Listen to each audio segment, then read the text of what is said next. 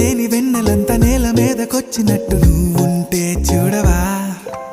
మంచువాన నన్ను ముంచెనంట, వాన విల్లు మీద ఇల్లు కట్టినెవ్వరంట.